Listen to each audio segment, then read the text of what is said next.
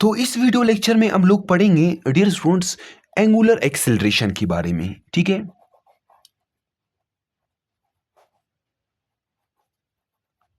Angular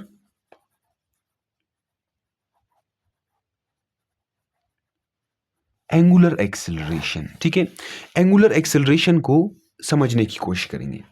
angular acceleration को समझने से पहले हम लोग चैप्टर नंबर 3 में पढ़ चुके हैं लीनियर एक्सेलरेशन के बारे में।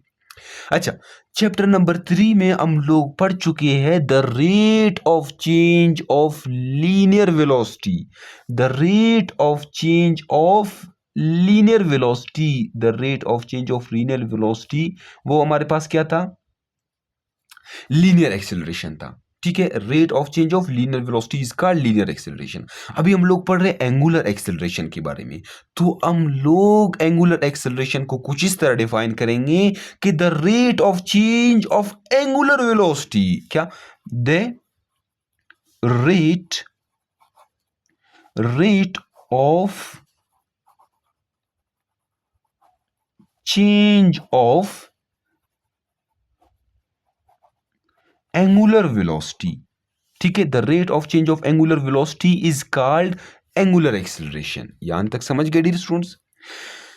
तो मेरा आपसे क्वेश्चन ये है कि ये हमारे पास एक सर्कल है। ठीक है, ये सर्कल का सेंटर O2, इस पॉइंट को मैं ए पॉइंट का नाम देता हूं। ठीक है, मेरे पास एक ऑब्जेक्ट ए पॉइंट से मूव करेगा बी पॉइंट, ए पॉइंट से मूव करेगा बी पॉइंट। अच्छा, एंगुलर डिस्प्लेसमेंट कवर कर लेगा 30 डिग्री। फिर बी पॉइंट से मूव करेगा सी पॉइंट, तो दोबारा एंगुलर डिस्प्लेसमेंट कवर कर लेगा 30 डिग्री। फिर सी से मूव करेगा डी पॉइंट, तो दोबारा एंगुलर डिस्प्लेसमेंट कवर कर लेगा 30 डिग्री। बताओ एंगुलर एक्सिलरेशन 30 डिग्री 30 होगा या फिर 90 होगा? आप कहोगे सर पहले सेकंड में ए टू बी एक सेकंड में 30 डिग्री मूव कर रहा है, फिर बी टू सी दूसरे सेकंड में दोबारा 30 डिग्री, फिर सी टू डी तीसरे सेकंड में दोबारा 30 डिग्री। आप कहोगे सर यहां पर तो वेलोसिटी सेम है, पहले सेकंड में भी 30, दूसरे सेकंड में भी 30, तीसरे सेकंड में भी 30। जब वेलोसिटी सेम होगा तो एक्सेलरेशन 0 के बराबर। तो एक्सेलरेशन पैदा ही नहीं होगा जब वेलोसिटी सेम होगा। हाँ, इसमें एक्सेलरेशन क्या होगा? 0 होगा। अगर डियर स्टूडेंट्स, अगर ये सर्कल का सेंटर O, ये A, अगर पहले सेकंड में body A to B move करे और यहां पर एंगुलर डिस्प्लेसमेंट कवर कर ले 30 डिग्री, फिर बी टू सी दूसरे सेकंड में B to C angular displacement यहां पर कवर कर ले 60 डिग्री, फिर सी टू डी मूव करे फिर यहां पर जो एंगल बनाए वो 70 डिग्री। ठीक है, हाँ, अभी इस ऑब्जेक्ट में क्या होगा? इस ऑब्जेक्ट में एक्सेलरेशन पैदा होगा। कौन सा acceleration? Angular acceleration, the rate of change of angular velocity. Angular velocity में जब चेंज आएगा ना, तो विद रिस्पेक्ट टू टाइम उसे हम लोग क्या कहेंगे? एंगुलर एक्सेलरेशन कहेंगे। तो एंगुलर एक्सेलरेशन को हम लोग क्या करते हैं? एंगुलर एक्सेलरेशन को का एंगुलर एक्सेलरेशन का जो सिंबल है वो हमारे पास क्या है? अल्फा है डियर स्टूडेंट्स। ठीक, एंगुलर एक्सेलरेशन का सिंबल अल्फा। ठीक, तो एंगुलर एक्सेलरेशन का जो हमारे पास फार्मूला है ना, वो क्या है? एंगुलर एक्सेलरेशन का formula dear students, linear acceleration का फार्मूला है linear velocity divide by time. तो एंगुलर एक्सेलरेशन का फार्मूला क्या होगा? एंगुलर क्या होगा? एंगुलर वेलोसिटी मतलब ओमेगा अपॉन टाइम। ये हमारे पास क्या है? ये हमारे पास angular velocity, sorry angular acceleration है। यहां तक समझ गए? ये एंगुलर एक्सेलरेशन का फार्मूला है, ठीक है। तो डियर स्टूडेंट्स यहां पर भी एरो पुट कर ले, बेहतर होगा, ठीक। अच्छा, इसकी यूनिट्स क्या होती है डियर स्टूडेंट्स? इसकी यूनिट्स क्या होती है? अभी जैसे कि हमारे पास जो लीनियर एक्सेलरेशन है, इसकी यूनिट्स होते थे मीटर पर सेकेंड स्क्वायर। इसकी यूनिट्स क्या होती है? इसकी यूनिट्स होते हैं रेडियन, रेडियन पर सेकेंड स्क्वायर। यहां पर सेकेंड स्क्वायर, तो यहां पर क्या होगा? रेडियन पर सेकेंड स्क्वायर, या फिर डिग्री पर सेकेंड स्क्वायर, या फिर रेवोल्यूशन पर सेकेंड स्क्वायर। यहां तक समझ गए डियर स्टूडेंट्स? अच्छा, मेरा आपसे क्वेश्चन है, जिस तरह एंगुलर एंगुलर वेलोसिटी के डायमेंशनल यूनिट्स क्या थे? t-1, ठीक। तो मुझे बताओ एंगुलर एक्सेलरेशन के डायमेंशनल यूनिट्स क्या होंगे? एंगुलर एक्सेलरेशन के डायमेंशनल यूनिट्स डियर स्टूडेंट्स, मैं रेडियन के तो डायमेंशन यूनिट्स नहीं होते, तो मैं 1/सेकेंड का स्क्वायर लिखता हूं, ठीक है। तो मतलब 1/t², तो क्या होगा? t-2। ये हमारे पास क्या है? एंगुलर एक्सेलरेशन के डायमेंशनल यूनिट्स है। हम सबको पता है डियर स्टूडेंट्स, हम सबको पता है कि एंगुलर एक्सेलरेशन हमारे पास एक वेक्टर क्वांटिटी है। वेक्टर क्वांटिटी है ना, वेक्टर क्वांटिटी। अभी वेक्टर क्वांटिटी के तो डायरेक्शंस होते हैं। तो अभी आपका क्वेश्चन है मुझसे, सर एंगुलर एक्सेलरेशन के डायरेक्शन, एंगुलर एक्सेलरेशन के डायरेक्शन तो समझाने की कोशिश करता हूं डियर स्टूडेंट्स। अच्छा, इधर देख लें, ये हमारे पास क्या एक सर्कल है, ठीक है। इस सर्कल में एक ऑब्जेक्ट, एक बॉडी मूव कर रहा है, उसकी डायरेक्शन कुछ इस तरह है, ठीक। अच्छा, तो अगर ऑब्जेक्ट बॉडी कुछ इस तरह मूव कर रहा है सर्कल में, तो मुझे बताओ एंगुलर वेलोसिटी की डायरेक्शन। एंगुलर वेलोसिटी की डायरेक्शन हम लोग राइट एंड रूल के जरिए फाइंड आउट करते हैं, ठीक है। तो एंगुलर वेलोसिटी की डायरेक्शन होते हैं कुछ इस तरह, ठीक। अगर डियर स्टूडेंट्स, अगर अगर अगर ये एंगुलर वेलोसिटी की डायरेक्शन है, अगर हमारे पास ओमेगा एंगुलर वेलोसिटी इंक्रीज कर रहा है,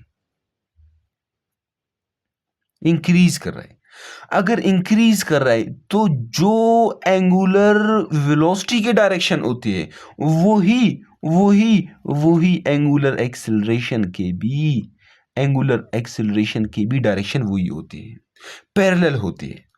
अगर डियर स्टूडेंट्स, अगर अगर हमारे पास, अगर हमारे पास ये हमारे पास सर्कल, सर्कल में मूव कर रहा है क्या? एक ऑब्जेक्ट।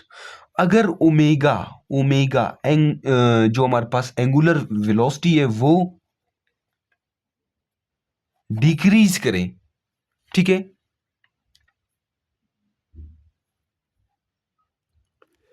तो डियर स्टूडेंट्स, फोकस ही नहीं हो रहा, हाँ ठीक है। अगर हमारे पास जो ओमेगा है ना, एंगुलर एंगुलर वेलोसिटी, अगर एंगुलर वेलोसिटी डिक्रीज करें, तो एंगुलर वेलोसिटी के डायरेक्शन तो वही होते हैं, राइट एंड रूल के जरिए आप फाइंड आउट कर सकते हो। लेकिन एंगुलर एंगुलर एक्सेलरेशन के डायरेक्शन इससे क्या होंगे? अपोजिट होंगे डियर स्टूडेंट्स। ये एंगुलर एक्सेलरेशन के डायरेक्शन इससे अपोजिट होंगे। जिस तरह हम लोग पढ़ चुके हैं चैप्टर नंबर 3 में, ये हमारे पास क्या है? एक मतलब एक साइकिल के ऊपर एक शख्स, एक आदमी जा रहा है साइकिल के ऊपर, ठीक है। ये साइकिल के ऊपर ये जा रहा है, ठीक। अगर ये मोशन कर रहा है साइकिल के ऊपर, ठीक है, इसका जो वेलोसिटी है, वेलोसिटी की डायरेक्शन, जहां मोशन की डायरेक्शन वही वेलोसिटी की डायरेक्शन होगी, ठीक है। अगर वेलोसिटी क्या कर रहा है? अगर वेलोसिटी इंक्रीज कर रहा है, तो एक्सेलरेशन के डायरेक्शन भी वेलोसिटी के डायरेक्शन की तरफ होंगे, जहां पर वेलोसिटी की डायरेक्शन वही एक्सीलरेशन की डायरेक्शन। अगर वेलोसिटी की डायरेक्शन डिक्रीज कर रहा है तो एक्सेलरेशन के डायरेक्शन वेलोसिटी से अपोजिट होंगे। यहां पर भी बिल्कुल इसी तरह है डियर स्टूडेंट्स।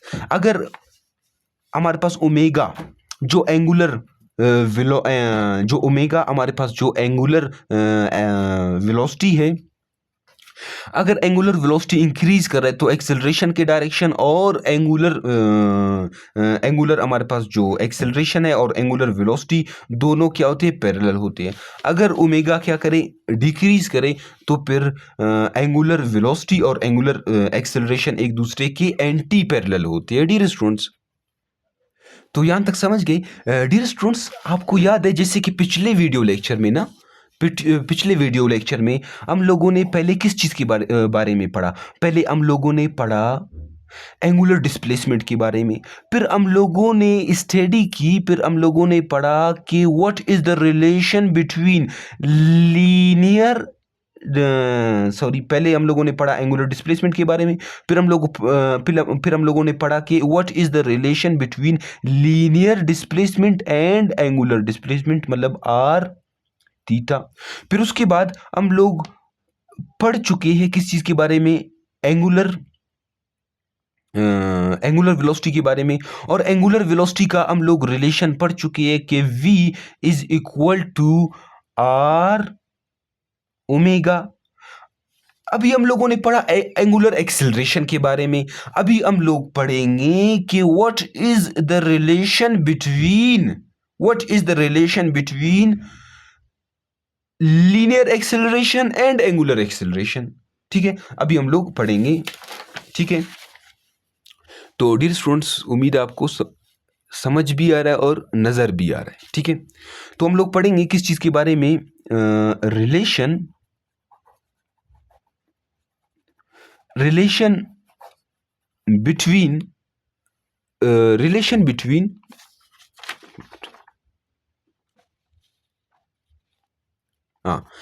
रिलेशन बिटवीन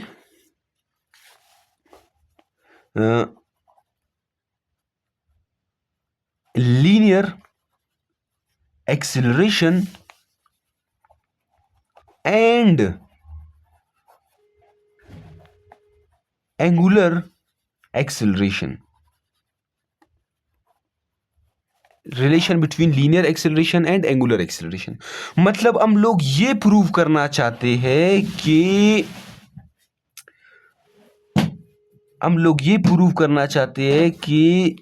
क्या है relation, A is equal to R alpha. ये प्रूव करना चाहते हैं dear students, A is equal to R alpha. ठीक है, ये मतलब ये एक ऐसा रिलेशन है जिसमें लीनियर एक्सेलरेशन भी है और एंगुलर एक्सेलरेशन भी है। ये रिलेशन हम लोग प्रूव करना चाहते हैं। ठीक है, अच्छा, जैसे कि हम लोग पढ़ चुके हैं कि S is equal to R theta. ये क्या है, ये रिलेशन है लीनियर डिस्प्लेसमेंट और एंगुलर डिस्प्लेसमेंट के दरमियान। और V is equal to R omega, ये रिलेशन है लीनियर वेलोसिटी और एंगुलर वेलोसिटी के दरमियान। ठीक है, पिछले लेक्चर्स में हम लोग पढ़ चुके हैं। तो इस चीज को प्रूव करने के लिए पहले मैं इधर लिखता हूं कि what is linear acceleration. A is equal to delta v upon, ठीक है, डेल्टा टी। ये हमारे पास क्या है, लीनियर एक्सेलरेशन है ना। लीनियर एक्सेलरेशन का फार्मूला है भाई। अच्छा, मैं क्या कर लेता हूं, v किस चीज के बराबर है, देखो v is equal to R omega. ठीक, अभी मैं लिखता हूं a, इधर डेल्टा, v की जगह मैं क्या लिखूंगा, आर ओमेगा। अब ये डेल्टा आर के साथ नहीं, ये ओमेगा के साथ है। ठीक है, ठीक है, अभी डेल्टा को ओमेगा के साथ लिखता हूं, तो A is equal to R delta omega divide by delta T. Question, omega, ये delta omega upon delta T किस चीज के बराबर है भाई, ये तो एंगुलर, ये तो अभी हम लोग पढ़ चुके हैं ना। ये हम लोग पढ़ रहे थे, किधर गया, अच्छा बस गया, गुम हो गया। अभी देखो ये किस चीज के बराबर है, ये तो अल्फा के बराबर है। ये क्या है हमारे पास, ये हमारे पास है एंगुलर एक्सेलरेशन। तो इसकी जगह मैं ये लिख सकता हूं, आप कहोगे जरूर बिल्कुल लिख सकता हूं, तो मैं इधर लिखता हूं कि A is equal to R alpha. ये हमारे पास क्या है डियर स्टूडेंट्स, ये हमारे पास रिलेशन है, relation between linear acceleration and angular acceleration. मतलब ये एक ऐसा इक्वेशन है, ये एक ऐसा फार्मूला है जिसमें जिसमें लीनियर एक्सेलरेशन भी है और एंगुलर एक्सेलरेशन भी है। ठीक है, अगर इसे मैं वेक्टर फॉर्म में लिख लूं तो दोबारा ये आप अपने बुक में करेक्ट कर लें, A is equal to alpha cross R. ये मैंने वेक्टर फॉर्म में लिख लिया। ठीक है, वेक्टर फॉर्म में इसे आप कुछ इस तरह लिखेंगे। अभी डियर स्टूडेंट्स, चैप्टर नंबर 3 में हम लोग पढ़ चुके हैं equations of motion. Equations of motion मैं इधर आपके लिए लिख लेता हूं। ठीक है, इक्वेशंस ऑफ मोशन। ठीक है, equations of motion. Equations of motion हमारे पास कितने थे, 3 थे ना। तो फर्स्ट इक्वेशन ऑफ मोशन क्या था, V F is equal to V I plus A T.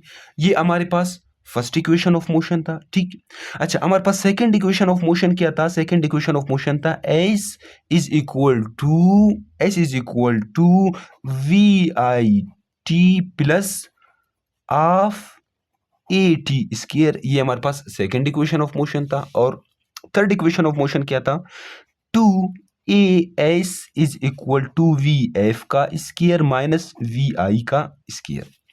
Dear students, ये इक्वेशन ऑफ मोशन है, लेकिन ये लीनियर मोशन के लिए।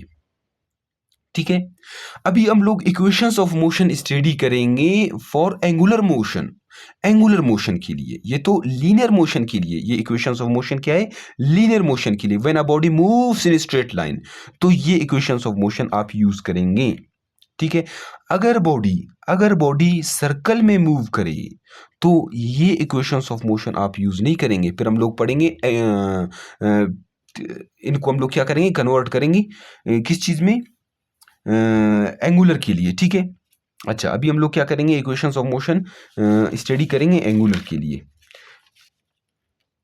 अभी देख लीजिए स्टूडेंट्स, ये कोई मुश्किल काम नहीं है, ये जो इक्वेशंस ऑफ मोशन है इनको कन्वर्ट करना कोई मुश्किल काम नहीं है।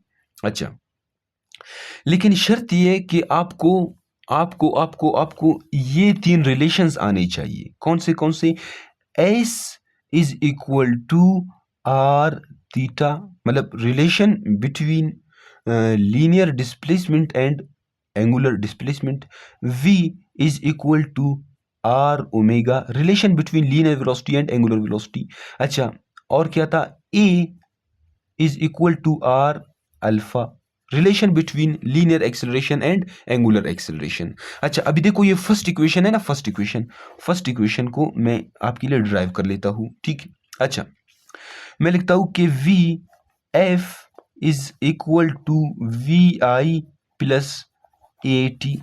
ठीक है डियर स्टूडेंट्स, अच्छा वी एफ देखो, वी एफ, वी की जगह मैं क्या लिखूंगा, आर ओमेगा, वी की जगह लिखूंगा आर ओमेगा। तो आर ओमेगा, ओमेगा के साथ एफ लिख लूंगा। ठीक है, इज इक्वल टू वी आई। अभी देखो मैं लिखता हूं कि आर ओमेगा, ये वी की जगह आर ओमेगा और इधर ओमेगा के साथ आई लिख लेता हूं। ठीक, फिर प्लस ए हमारे पास क्या एक्सेलरेशन है, तो ए की जगह आर अल्फा लिख लेता हूं, क्या आर अल्फा लिख लेता हूं। ठीक है, अभी टी तो टाइम तो सेम ही रहेगा ना डियर स्टूडेंट्स, ऐसा नहीं कि इधर लीनियर टाइम है इधर एंगुलर, नहीं नहीं, टाइम सेम ही रहेगा। ठीक है, अभी देखो आपको यहां पर क्या कॉमन दिख रहा है, आप कहोगे सर आर कॉमन है, तो आर को आप कॉमन ले ली, आर को आप कॉमन ले ली, तो आर इज इक्वल टू, ये आर आपने कॉमन लिया, इधर आपके पास प्लस अल्फा इंटू टी। अभी ये आर और ये आर कैंसिल हो गए, जब ये कैंसिल हो गए तो is equal to omega I plus alpha into T. ये डियर स्टूडेंट्स ये फर्स्ट इक्वेशन ऑफ मोशन है। ये हमारे पास क्या है? फर्स्ट इक्वेशन ऑफ मोशन, ठीक है, एंगुलर के लिए, ठीक है। अभी हम लोग क्या करेंगे? सेकंड इक्वेशन ऑफ मोशन को ड्राइव करेंगे कुछ इस तरह। अच्छा, सेकंड इक्वेशन ऑफ मोशन हमारे पास क्या है? सेकंड इक्वेशन ऑफ मोशन है ना, वो है S is equal to V I T plus half A T square. ये हमारे पास क्या सेकंड इक्वेशन ऑफ मोशन है ना। तो मैं इधर एस की जगह क्या लिख लेता हूं? देखो एस की जगह डियर स्टूडेंट्स आर थीटा लिख लेंगे। एस की जगह आर थीटा लिख लेंगे, आर थीटा। और वी की जगह आर ओमेगा, ओमेगा के साथ क्या आई लिख लें, क्योंकि इधर वी के साथ आई लिखा हुआ है, मतलब इनिशियल वेलोसिटी, ठीक है। फिर टी तो एज इट इज आएगा, फिर प्लस ऑफ ए की जगह आप क्या लिखेंगे? आर अल्फा लिख लें, फिर टी का स्क्वायर। यहां तक समझ गए? अभी dear students right hand side आपको क्या कॉमन दिख रहा है? सर अब आर कॉमन है, तो आर को आप कॉमन ले ली।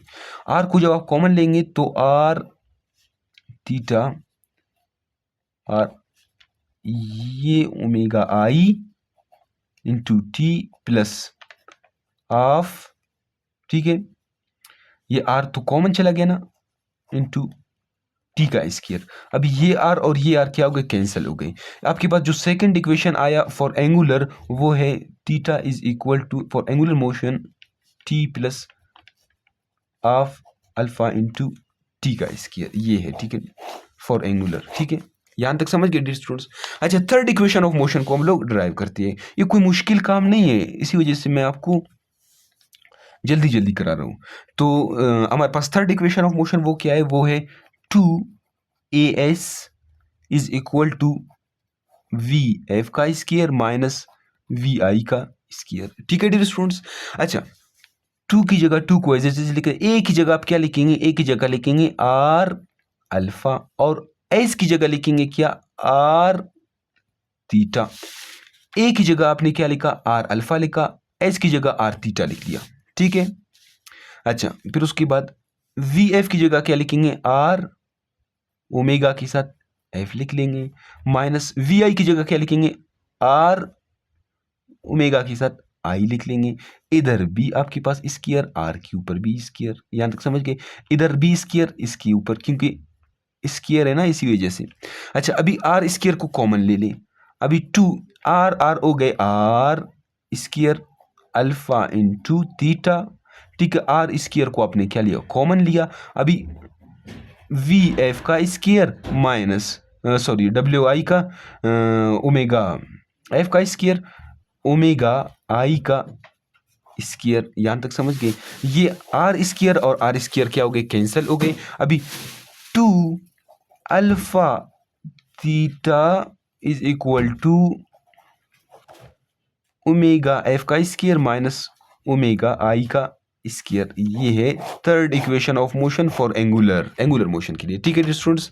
यहां तक समझ गए ना? तो नेक्स्ट वीडियो में जो है ना एक और टॉपिक कवर कर लेंगे हम लोग। तब तक के लिए अल्लाह हाफिज़। चैनल को सब्सक्राइब कर ले और अपने दोस्तों के साथ भी इन वीडियोस को शेयर कर लिए, ठीक है डियर स्टूडेंट्स। अल्लाह हाफिज़।